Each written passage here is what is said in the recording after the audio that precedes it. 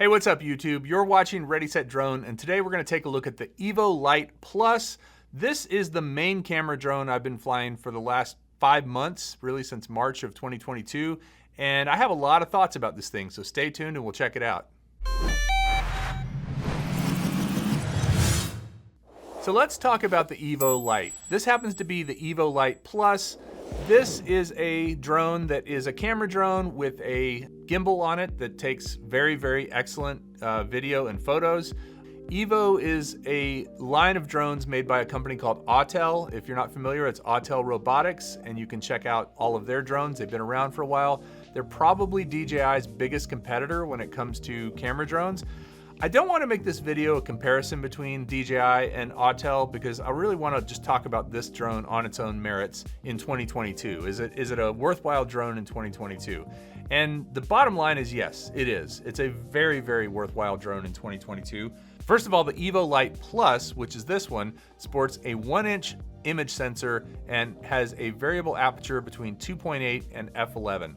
Now, that gives you a lot of flexibility if you are a serious photographer. 2.8 is going to give you more light and shallower depth of field, whereas f11 is going to give you more depth of field and less light if you want to block it out. The regular EVO Lite, which is not the EVO Lite Plus, has a fixed aperture of f1.9, which is a very, very wide aperture, and it gives you a lot of light, which is great, and a shallow depth of field, but you can't play with it like you can with this.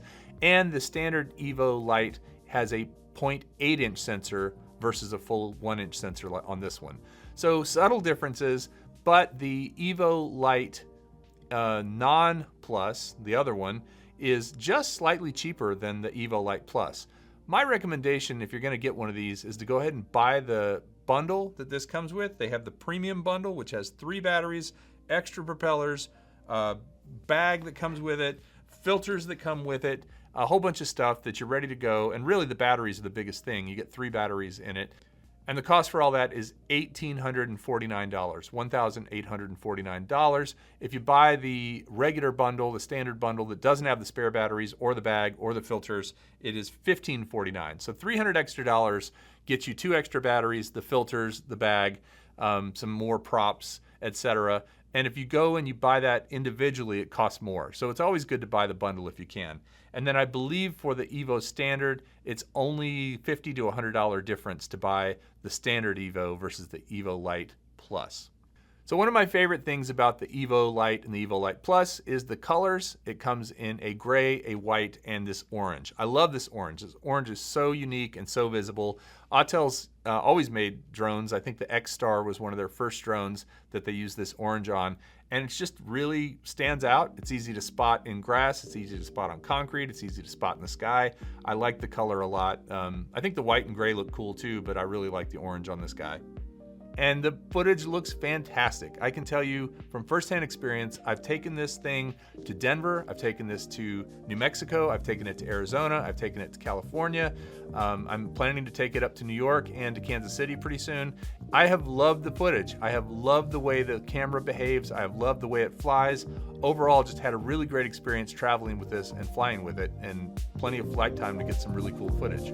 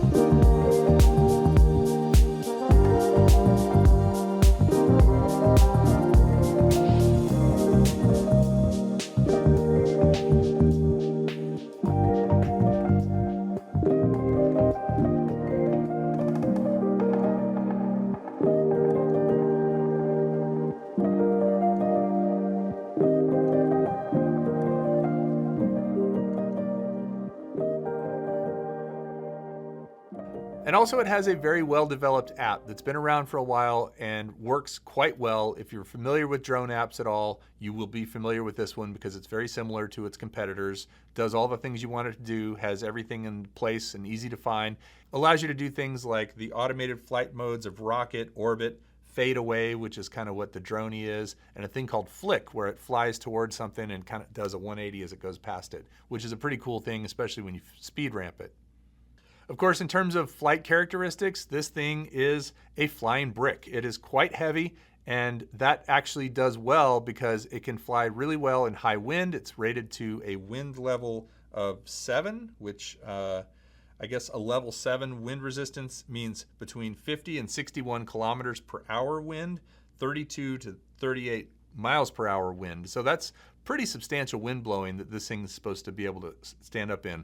I haven't flown it in that much wind, but I have flown it in some off the coast, and it was rock solid. The gimbal looked great, the footage looked great, and it felt like it was holding itself very well in the air because it is heavy and has powerful motors.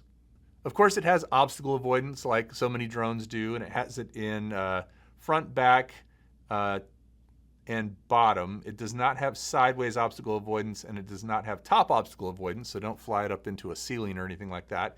But if you're going forward, backwards, or coming down, it can see things and know that it might hit something. So you can turn it off or you can leave it on and be a little more cautious, but be aware that the obstacle avoidance works really well, but it's not going to work sideways, so don't go sideways and run into a tree. And of course, it wouldn't be an Autel drone without Ludacris flight mode, which is its equivalent to sport mode, where it flies very, very fast, in addition to normal mode, where it flies like a normal drone would, and then smooth mode, which is like the cinema mode. If you want to get really smooth shots, you put it in that, and everything slows down on the sticks, and you can get really precise, slow yaw pans of landscapes and different motion in smooth mode. Looks really smooth and cinematic. And as far as range goes, giving you the signal from the drone, the video signal to the remote control and then to your phone, it's miles and miles. It's further than you should be flying because of line of sight rules. You should be able to be just fine in pretty much all situations as long as you have line of sight on it. And even if you went a little beyond line of sight, it would be just fine. It's not going to lose your video transmission. As I said, I flew it in multiple cities, and I flew it in downtown Denver and had no problems whatsoever with any interference, even despite there being Wi-Fi and all kinds of radio interference all over the place. The transmission was just fine, never had any problems with it. A couple of other things that are kind of cool and unique to it. First of all, it is supposed to allow you to film vertically with the camera. There's supposed to be a switch where you can rotate the camera to a vertical mode. Now, DJI just came out with that for the Mini 3, and if you're into YouTube Shorts or TikTok, that's a great little feature. Right now, you can't do that on here because I don't think the firmware allows it, but they're supposed to be releasing firmware eventually that allows you to do vertical video and photos, which I'm not a big fan of, but I do think for YouTube Shorts and TikTok, it's a great thing to be able to do. Also, another interesting and unique thing about the Autel Lite Plus and the other Autel Lite is you can actually record audio through your phone as you're shooting. And so as you're getting a shot of something, you can make commentary about it, and that audio will get married to the cached video that ends up on your phone. That was a fish. Yeah. Well, look at JB. Once you're doing it that way, it probably is.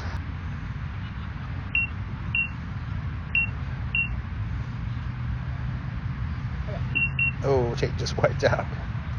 Now, the audio doesn't end up on the 4K or 5K or 6K version that's recorded to the drone, but you can always overlay those two and take that audio off if you wanted to have live commentary while you're filming. And I say live, I mean, you know, it was done while you were filming, or I just use it for reference. Like if I want to say, okay, I'm switching over to Ludacris mode now, you know, it's good for me to be able to see right when I did that. Or if I'm filming something and I want to make commentary about what it is so I can identify it later, that's another great thing. But that audio does show up on your cached versions. So be careful what you say when you're filming people with the drone, because when you're watching it back on your phone with your kids later and you say, oh man, he's really terrible at that, they're going to hear. So be careful what you say. So as I said, I did get the premium bundle, and it came with 3 batteries. It came with the remote control right here, which feels very solid. Came with the triple battery charger. Came with some ND filters that are in a nice little case right here. that you can put on the front of it, and came with this bag. Now, I'm gonna start by giving you a couple of my downsides to this. First of all, while the remote control feels great in the hand, I don't like how kind of flimsy this thing feels. And I say flimsy, it feels like it's gonna stay on, but it doesn't really hold, it doesn't lock in place. I don't wanna make this a DJI comparison, but I will say that the DJI remote for the Air 2S and the Air 2 and the Mini 3 and like their most recent gray remote feels about the same, but when you push down on their phone holder, it locks in place. Also, the DJI remote has a place for a cable. So this does not have a place for a cable. You pretty much have to put the cable into the bag here, so it's not always with the remote. And then finally, this does not have a place for the sticks, which I find really strange that they couldn't put some little cutouts here on the bottom so you could put the sticks in. I actually had put my sticks into the back of my bag and didn't realize they were back there, so I thought I had lost them.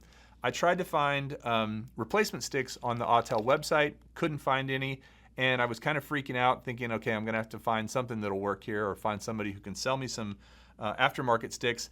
Autel only provides you with 2 of them. I actually found something that worked, a 3rd stick, and that's in there, so I have an odd number being 3.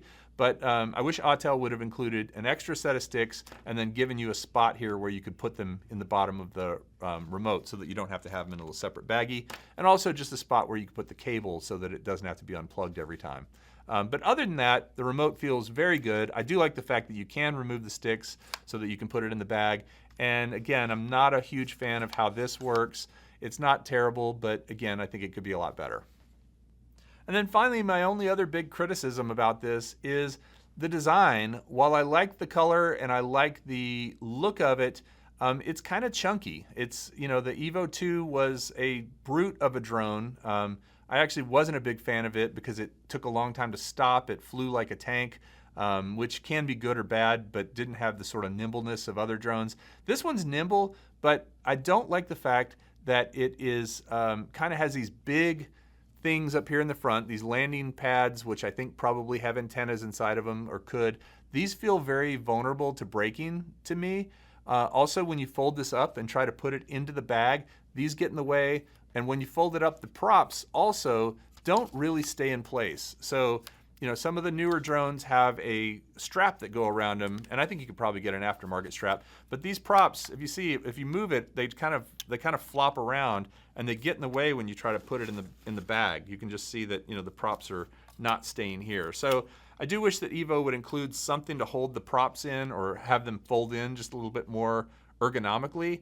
And then if there was any way to make these antennas a little bit smaller, or these landing sticks, front landing sticks, that would be good. However, I'm going to contradict myself here and say that these have to be this long and could even be a little bit longer because there's very little clearance between the gimbal of the drone and the ground. And I know this because I've set this in grass and tried to let the gimbal calibrate, and the gimbal gets stuck in the grass every single time. Grass, sticks, whatever. You need to put this on concrete or some other flat surface, a landing pad, in order to have the gimbal calibrate correctly without hitting the ground. It takes very little for this gimbal to get bumped around and get out of whack, and then either it's out of whack when you take off or it won't take off. And then my last little gripe is just the multi-charger, and this is a pretty minor thing. The multi-charger is kind of old technology. This is the same multi-charger style that other drone companies had a few years back. You plug the main charger into the end here, and then you put the 3 batteries in. But these batteries come off very, very easily. And so as you're putting one battery on, first of all, they're kind of hard to slot in the right spot. And second of all, they kind of all fall off as you put other ones on. It's not the sort of drop in and forget it, easy kind of charging that some other drones have. And then this charger itself is just a little bit too long for this bag. So when you put it in the bag, it kind of sticks up and sticks out, and it feels flimsy and like it could break easily. So I worry about putting it in the bag in a bad position. So I try to kind of put it up here on the top, but it's a little too wide. Anyway, I'm not a big fan of this multi-charger. Minor stuff. So that's it. Overall, what is a camera drone all about? It's about pictures and video. And this thing takes amazing pictures and video. I love the way the camera looks. I love the sensor in this thing. I love the smoothness of the gimbal. All of those things are a big winner with this. And overall, I would highly recommend this as a drone, especially if you want something that's not DJI for some reason. You wouldn't be disappointed with this as a first drone. You wouldn't be disappointed with this as a drone after you've already owned another drone like a DJI. I tell people if you're gonna buy a non-DJI, most of the time you're gonna be disappointed, but not in the case of this. If you get this guy, you're gonna like it because it does everything it's supposed to do and it does it well. Now I am going to do a comparison video between this and the Air 2S to kind of see how those two play. They're about the same price, and see how the video is on the two. I suspect they're going to be very, very similar in the way they take video and pictures. I think the biggest thing might be the flight characteristics between the two, because I think the Air 2S is significantly lighter than this. But I haven't really done a side-by-side where I've flown one than the other to be able to kind of get a sense of it. As a matter of fact, I haven't flown my Air 2S in quite a while because I've been flying this guy. So a comparison is in the works. Love to hear your thoughts about the EVO Lite Plus and the EVO Lite Standard, and Autel in general as a company. Have you had experience with them? Have you had good experience, bad experience, customer support, all that stuff? Please comment below, and don't forget to subscribe. And thanks for watching. We'll see you next time on Ready, Set, Drone.